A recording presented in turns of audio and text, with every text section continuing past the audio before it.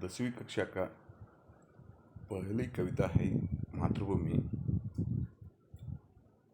इस कविता का कवि है भगवती चरण वर्मा। कविता का उद्देश्य है बच्चे मातृभूमि के प्रति विशेषता का भाव प्रकट करें और मातृभूमि के बारे में परिचय कर लेना चाहिए और बच्चों में देश प्रेम का भाव जगाना चाहिए करके कवि भगवती चरण वर्मा इस कविता को रखा है।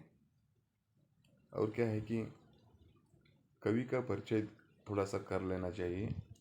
कवि का जन्म 1903 में हुआ और इनका देहांत 1981 में हुआ।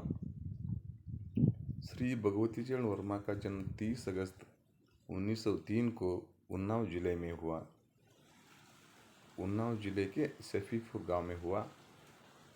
यह उत्तर प्रदेश में आता है और उन्होंने इलाहाबाद विश्वविद्यालय से बीए की परीक्षा पास की और एलएलबी परीक्षा को भी उन्होंने पास किया। उन्होंने विचार और नवजीवन नामक पत्रिकाओं का संपादन किया था। आकाशवाणी के कई केंद्रों में भी उन्होंने सेवा किया है। उनकी चित्रलेखा उपन्यास बहुत प्रसिद्ध है और यह फिल्म भी बना है हिंदी का। दूसरा उपन्यास है इनके भूले बिसरे चित्र। साहित्य अकादमी से इसको पुरस्कार मिला है।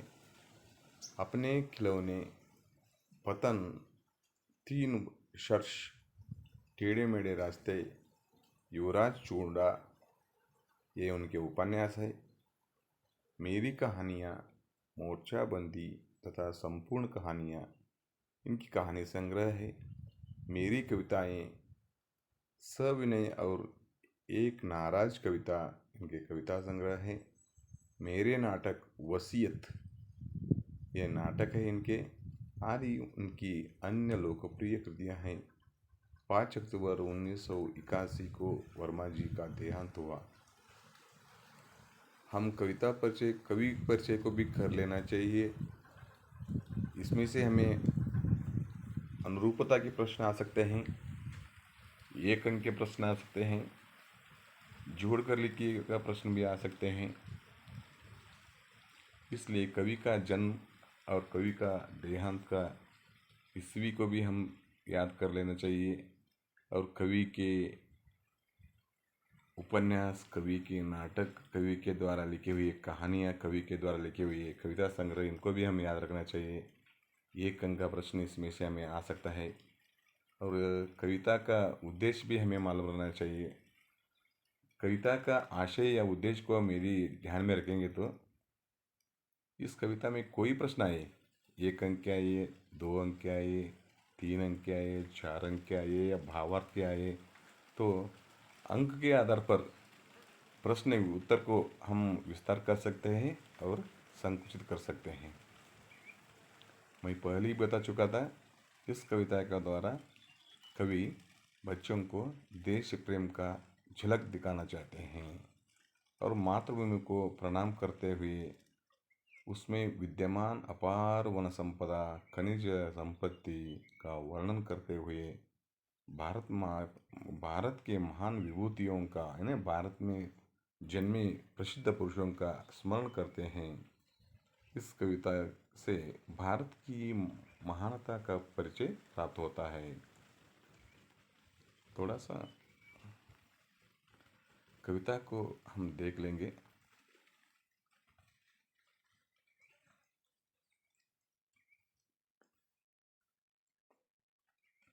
मातृभू शत शत बार प्रणाम, अमरों की जननी तुमको शत शत बार प्रणाम। मातृभू शत शत बार प्रणाम, तेरे उर में शाहिद गांधी, बुद्ध और राम। मातृभू शत शत बार प्रणाम। हरे भरे है खेत सुहाने, फल फूलों से युत वन उपवन। तेरे अंदर भरा हुआ है खनिजों का कितना व्यापक धन। मुक्त हस्त तू बांट रही है सुख संपत्ति धनधाम। मातृभू शत शत बार प्रणाम। एक हाथ में न्याय पताका, ज्ञान दीप दूसरे हाथ में जग का रूप बदल दे हे माँ, कोटि कोटि हम आज साथ में। गूंजे उठे जय हिंद नाद से, सकल नगर और काम। मातृभू शत शत बार प्रणाम। कवि भगवती चरण वर्मा भारत माता को बार बार सौ सौ बार प्रणाम करना चाहते हैं, क्योंकि भारत माता ने हमको सब कुछ दिया है। क्या क्या दिया है? यहाँ पर वीर लोग यहाँ पर शहीद हो गए हैं, अमर हो गए हैं। देश के आज़ादी के लिए गांधी जी, बुद्ध, बसव, भगत सिंह, चंद्रशेखर आज़ाद, ऐसे महिलाएं, वीर महिलाएं, रानी चन्नम्मा जैसे, झांसी की रानी लक्ष्मीबाई जैसे बहुत से लोग भारत के स्वतंत्रता के लिए अपना प्राण को त्याग दिए हैं। वो मरने के बाद भी वो अमर हो गए हैं। इसलिए भारत माता को हम सौ सौ बार नमन करना चाहिए करके कवि भगवती चरण वर्मा जी कहते हैं।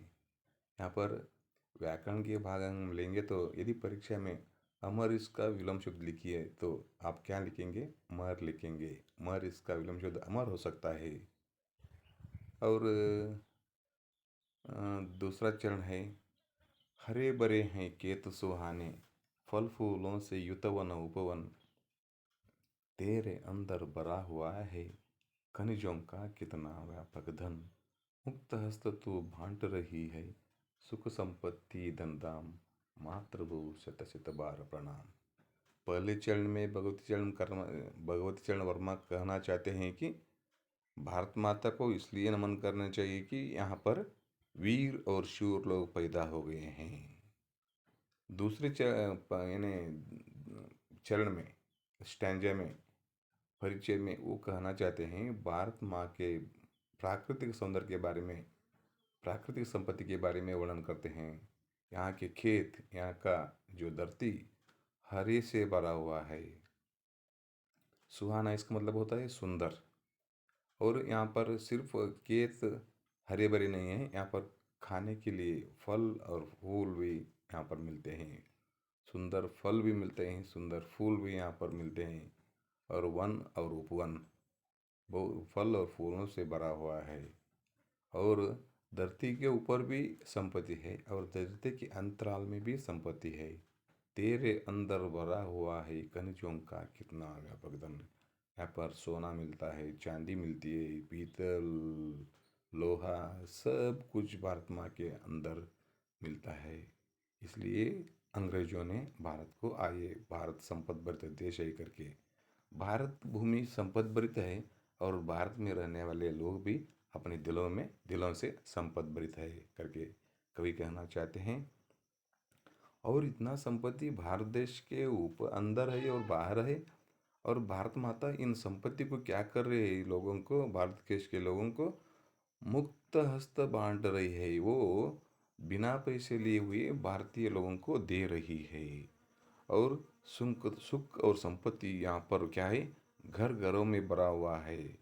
धन धाम, धाम मीन्स एक विशाल भवन, यानी पैसों से, हीरे से, मोती से, सोने से यह भारत माता का भूमि भरा हुआ है करके यानी कवि भगवती चरण वर्मा कहते हैं। इसलिए वो भारत भूमि को सौ सौ बार प्रणाम करना चाहिए करके कह रहा है। कन्नड़ के कवि पंप ने कहता है कन्नड़ में, आरंकुश विट्टुडम नेनेवदिन्न मनम बनवासी देशम। इसका मतलब है कि 6 ಅಂಕುಶಗಳಿಂದ ನನಗೆ ಚುಚ್ಚಿದರೂ ಕೂಡ ನಾನು ಬನವಾಸಿಯಲ್ಲಿ ಹುಟ್ಟ ಬಯಸುವೆ. ನಾನು ಕನ್ನಡಿನಲ್ಲಿ ಭಾರತ ಭೂಮಿಯಲ್ಲಿ ಹುಟ್ಟ ಬಯಸುವೆ. ಯಾಕೆಂದರೆ ಇಲ್ಲಿ ಅಷ್ಟೊಂದು ಸುಖ, ಶಾಂತಿ, ನೆಮ್ಮದಿ, ಸಂಪತ್ತು ಎಲ್ಲವೂ ಇಲ್ಲಿ ಸಿಗುತ್ತದೆ ಎಂದು ಇಲ್ಲಿ ಕವಿ ಹೇಳುತ್ತಾನೆ.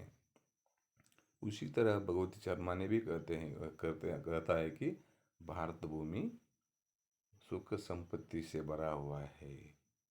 और तीसरे परिचय में कवि कहना चाहते हैं कि एक हाथ में न्याय पताका ज्ञान दीप दूसरे हाथ में। भारत माँ के अंदर इतना संपत्ति भरा हुआ है, वो सभी लोगों को समान रूप से न्याय के रूप से देती है। एक हाथ में न्याय पताका चित्र में दिखा रहे हैं। ज्ञान दीप दूसरे हाथ में। परीक्षा में आपको पूछ सकता है भारत माता के दोनों हाथों में क्या क्या है? एक हाथ में ज्ञान दीप है और दूसरे हाथ में न्याय पताका है। जग का रूप बदल दे है माँ, ज्ञान दीप से वो जग का रूप बदलती है। कोटि कोटि हम आज साथ में, गूंज उठे जय हिंद नाद से सकल नगर और राम, मातृभू शत शत बार प्रणाम। मातृभूमि में वीर शूर लोग पैदा हुए हैं, इसलिए भारत माता को नमन करना चाहिए। मातृभूमि में सुख संपत्ति मिलती है, इसलिए मातृभूमि को नमन करना चाहिए। और मातृभूमि में वीर लोग शूर लोग सुख संपत्ति ये सभी है। इन सभी को भारत माता सभी को न्याय के रूप से समानता के रूप से सभी को बांटती है, सभी को खिलाती है, सभी को पिलाती है। और इसके बाद में सभी लोग भारत माता को जय हिंद बोलते हैं। भारत माता की जय हो करके शहरों के लोग और गांवों के लोग भी बोलते हैं। इसलिए ऐसे शूर और वीर सुख संपत्ति से भरे हुए सभी समानता के रूप से खाते हुए पीते हुए ऐसे गुणों को भर दी है इन सभी लोगों में। वो सभी लोग भारत माता का गुणगान करते हैं। इसलिए कवि कहते हैं कि मैं भारत माता को शत शत बार प्रणाम करना चाहता हूँ करके कवि कहते हैं। कवि का परिचय हो गया, कविता का आशय हो गया। यहाँ पर शब्दार्थ को भी आ सकते हैं परीक्षा में। परीक्षा में आपको पूछा जाता है शायद इस शब्द का सही अर्थ है करके 4 विकल्प देते हैं। उस वक्त सोया हुआ करके यहाँ पर है, अमर करके यहाँ पर है। वो सोया हुआ, जागा हुआ, बैठा हुआ, चलता हुआ करके 4 ऑप्शन आ सकते हैं। उसमें हम यदि शब्द का अर्थ हमें मालूम होता है तो सही अर्थ हम लिख सकते हैं सोया हुआ। मृत्युहीन, इसका मतलब कि अमर इसका अर्थ है मृत्युहीन, यानी मरने के बाद में वो अमर हो सकता है, जो कभी नहीं मरता। हस्त, इसका मतलब होता है हाथ। हस्त यह तत्सम है, हाथ यह तद्भव है। सुहाना मीन्स इसका अर्थ सुंदर है। धाम इसका अर्थ होता है घर होता है।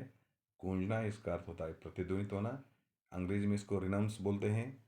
और शब्द युग्म करके आता है हरे भरे, फल फूल, वन उपवन, सुख संपत्ति, धन धाम, ये शब्द युग्म करके आते हैं। दो शब्द युग्म किसको कहते हैं? दो शब्दों के बीच में एक योजक शब्द आता है तो उसको पदयुग्म अथवा शब्द युग्म बोलते हैं। द्विरुक्ति करके यहाँ पर नीचे शत शत कोटि कोटि करके यहाँ पर दिया गया है। परीक्षा में ये तो नहीं पूछते, पूछा गया तो भी आप शत शत या व्याकरण में किस प्रकार का शब्द है करके यदि पूछा गया तो हम लिखना चाहिए यह द्विरुक्ति शब्द है। हरे भरे शब्द या व्याकरण की दृष्टि से क्या होता है करके पूछा गया तो हम क्या लिखना चाहिए? यह शब्द युग्म है करके लिखना चाहिए। और एक एक वाक्य में प्रश्न यहाँ पर दिया गया है, कवि किसे प्रणन करना चाहते हैं? कवि भारत भूमि को नमन करना चाहते हैं। भारत माता के हाथों में क्या है? एक हाथ में न्याय पताका है, ज्ञानदीप दूसरे हाथ में है। आज माँ के साथ कौन है? आज माँ के साथ हम कोटि कोटि है लोग, भारत देश के लोग है करके लिखना चाहिए। सभी ओर क्या गूंज रहा है? तुम्हारा नाम गूंज रहा है, भारत माता का नाम गूंज रहा है। भारत के खेत कैसे हैं? भारत के खेत हरे भरे हैं। भारत भूमि के अंदर क्या क्या भरा हुआ है? भारत माता के अंदर खनिज और संपत्ति भरा है। सुख संपत्ति धन धाम को माँ कैसे बांट रही है? सभी को समानता के रूप से बांट रही है। जग के रूप को बदलने के लिए कवि किससे निवेदन करते हैं? भारत माता को कवि प्रार्थना करते हैं कि तू जग का रूप बदल दो करके कहते हैं। जय हिंद का नाद कहाँ गूंज रहा है? भारत देश के कोने कोने में जय हिंद का नाद गूंज रहा है, प्रतिध्वनि हो रहा है करके इसका उत्तर हो सकता है।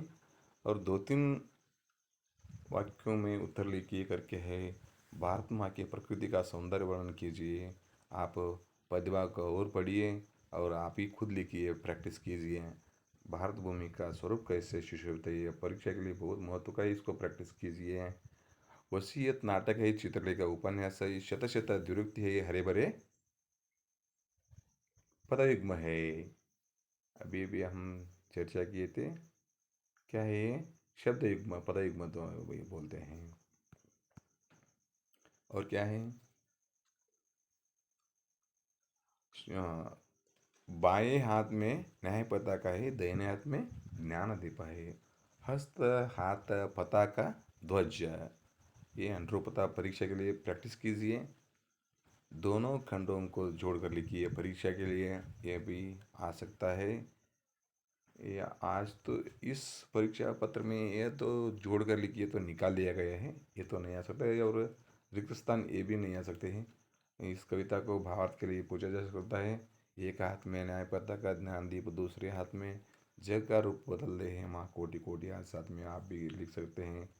और पद्यवा को पूर्ण कीजिए करके दिया गया है। इस कविता को आपको कंठपाठ के लिए दिया गया है, मगर नहीं पूछते हैं। भावार्थ के लिए भी दिया गया है, भावार्थ के लिए भी नहीं पूछेंगे।